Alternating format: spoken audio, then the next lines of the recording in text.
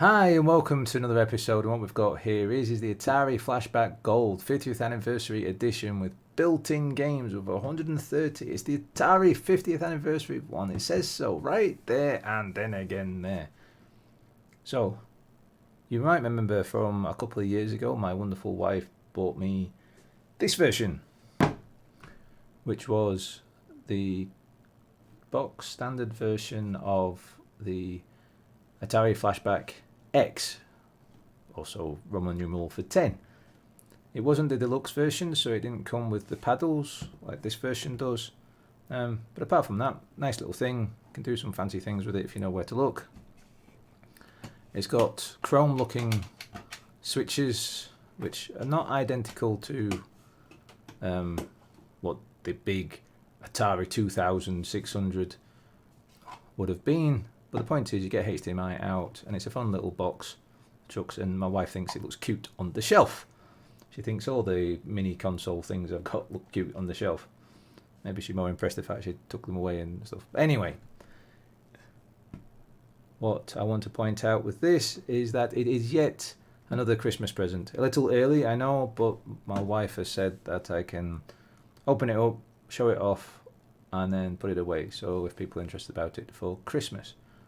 Now, she did order it from Microless, and they're based in the United Arab Emirates, so it was a bit of a punt to buy from a random company, at least to us over here in the UK. Nice thing is, it came in, and it doesn't seem to have picked up any import tax. Don't know how it didn't do that, but it didn't do, so the price that you pay is the price that you pay. No shockers later, at least not for me. Well, my wife, because she's the one that bought it. So, let's open it up. I'm going to say from the get-go, I've already looked at the Wikipedia page for flashback devices. And, well, basically, they've got some games and added different ones. So, and at the moment, there seems to be an update. There isn't any updates right now that allow... so you can add your own games. It's a bit of a drawback if that's what you're chasing. But first, a word from the sponsor. Way hey, it's PCB Way. They are a fully featured custom PCB service based in China. It doesn't matter if you're a hobbyist wanting a prototype or a company needing a full-scale rollout, PCB Way have got you covered. PCB Way have great services ranging from PCB prototypes, CNC, 3D printing, and all the way back around again to PCB assembly. If you're not sure on how to bring your great ideas to market, don't worry. PCB Way have EMS and OEM services, helping you to make sure not only your product is good product, but a great product. PCB Way are currently having their 5th PCB design contest. They're running along with Mouser Electronics. Get your designs in before 31st of December. They'll judge them over the January 2023, and they'll announce the winners on the 6th of February the same year. For more information on PCB Way's great products and their contest, check the description down below. At the moment, but supposedly, from what I've seen other people say, they can't see why not. So when more and more people have this, maybe some clever people out there can actually get it. So it does do anyways. So I'm going to put it sideways for the moment because I haven't got a lot of room, as everyone who watches this channel knows. So let's take this out.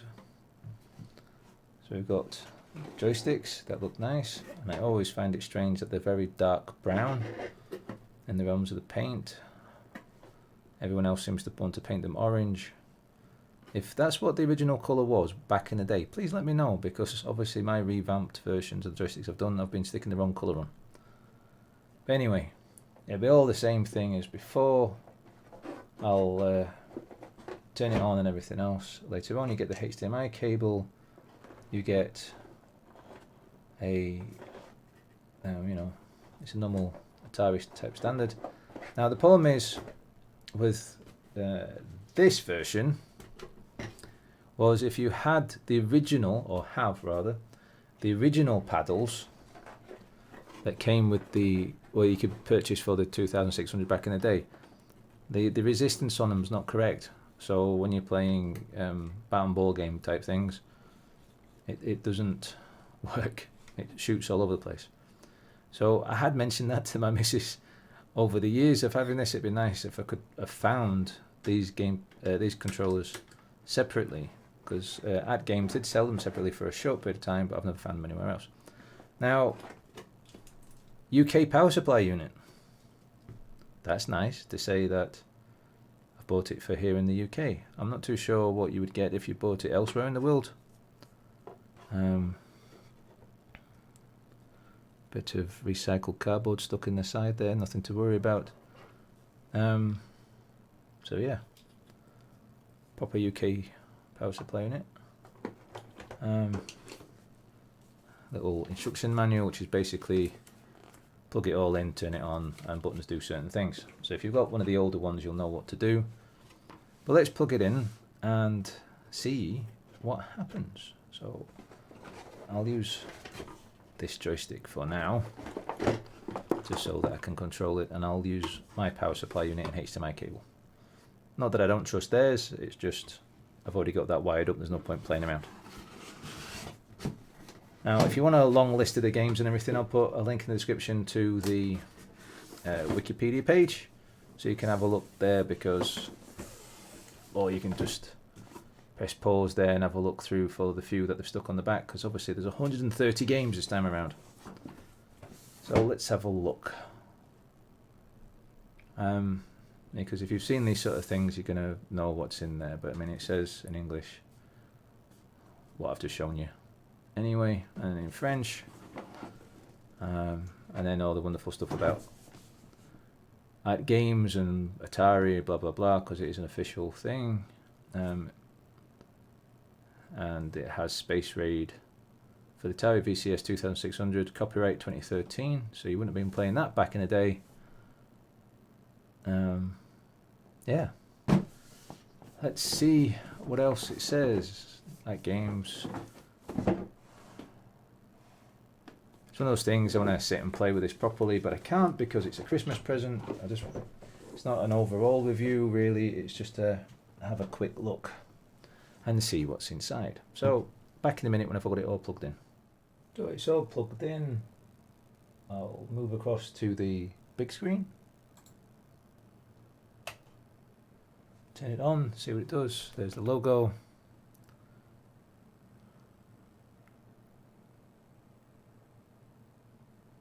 And ta-da, there's the big screen. So, realise you can't really see everything at the bottom there. Let me hide that away, huh?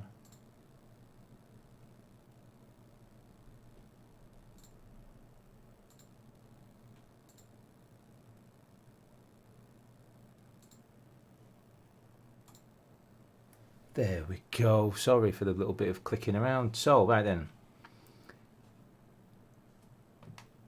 It looks and feels just like the old one. Just different games.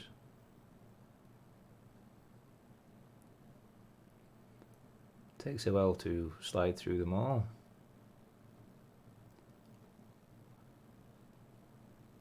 Go up a bit quicker maybe.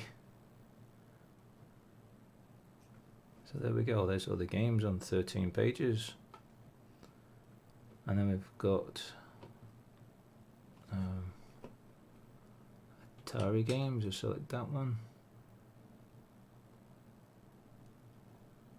Oh, we can paddle games. I see, so that was all games, and we can separate the paddle games.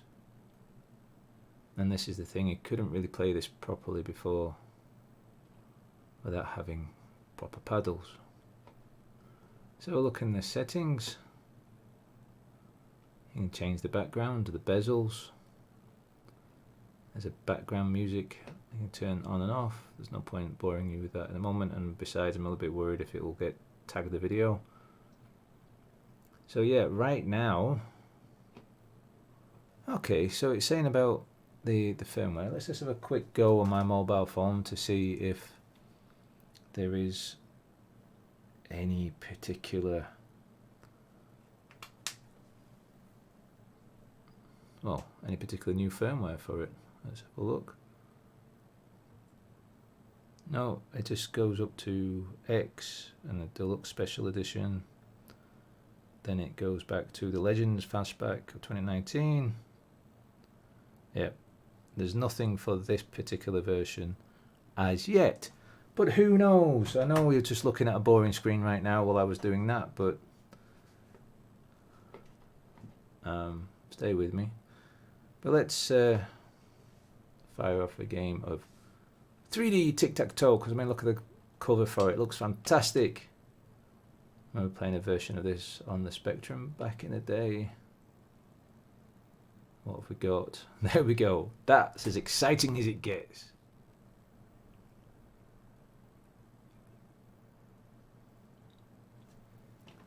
So the buttons on the back here are menu, select, start and rewind.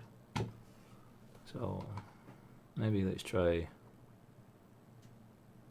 something that looks maybe a little bit more interesting. So let's play Asteroids Deluxe.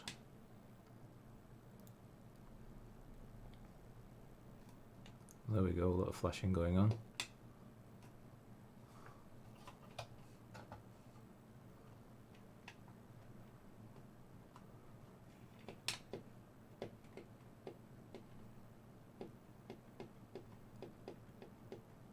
Oh, crazy. Well, this is as good as it got back in the day. Boom. Right. I'm sure the sound effects are just as good as it were the last time around, because they are. They sound good. The audio for it. I'm not gonna put stuff. So let's have a look at the guts of this particular one. So let's bring back the camcorder and make it full screen.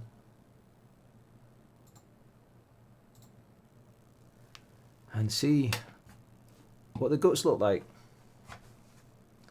So I've turned the power off. Come on. Joystick foot's a bit stuck.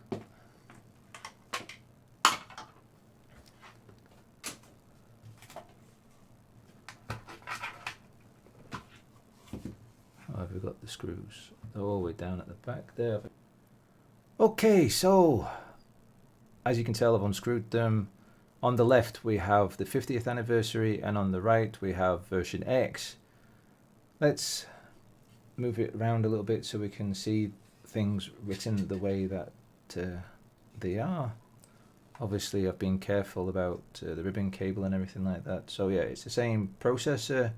It appears to be the same amount of memory, same whatever chip that is.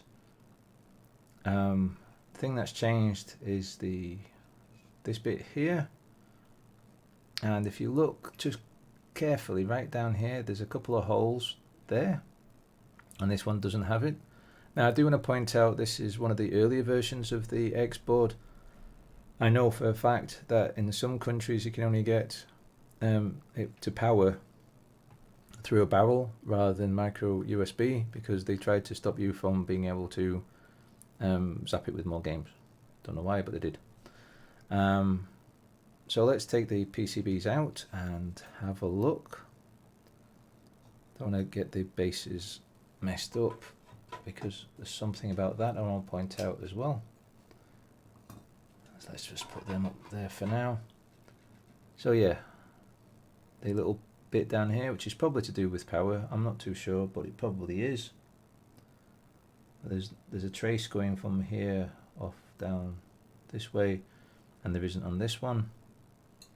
And as for the button for resetting, there you go. It's a big switch there, sort of, which I've got to be careful and make sure that's in the right place when I put that back in, because it's not really stuck down, it's just resting, making sure it doesn't get any shorts. Whereas this one is a tiny thing and it's been soldered into place. Apart from that, all the back looks the same as well. There does seem to be like there's some chips missing though on the design of the board, either on the original or the next one along. And the same there. And to me, by all means people can tell me differently, but to me that looks like an RF aerial of some kind, you know, wireless connection. Maybe it is, maybe it's so it can send off data to them so that they know that, yep, this board works, and next sort of thing. But yeah, it all looks pretty much the same. So let's carefully put it back inside. Don't worry, I'm just going to screw it all back together again off camera. This one, of course, I've got to make sure that the button is actually sitting properly. There is a special bit of plastic in the base so that the button sits in, so, and I've only just noticed that, so make sure that's in place if you are opening one of these up, so that it's raring to go. So that one's ready, and we'll put this one back in.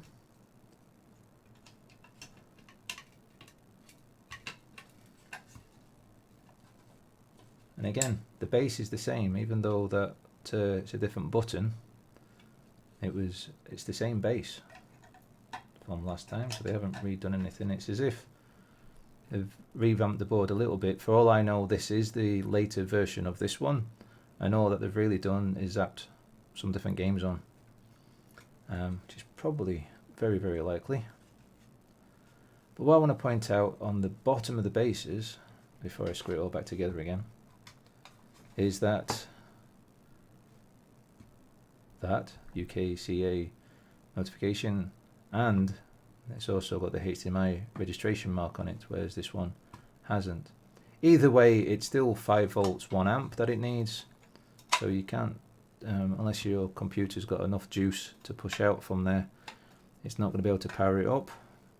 So I recommend using the power supply unit that came with it, or at the very least a decent power supply unit that you know is very good. What I use for my minis is a true Nintendo power supply unit, which is why I haven't fried the likes of my PC Engine mini thing and everything like other people did, because they accidentally zapped it too much. Anyway, what I want to say is that in the description I will put links to where my wife bought it from. It's at your own risk purchasing it from there, because I'm not sponsored by that company at all, nor am I sponsored by AT Games. But also in the description you will find links to my Patreon and my Discord links. Don't forget to hit the like, subscribe and notification bell. But as always, happy gaming.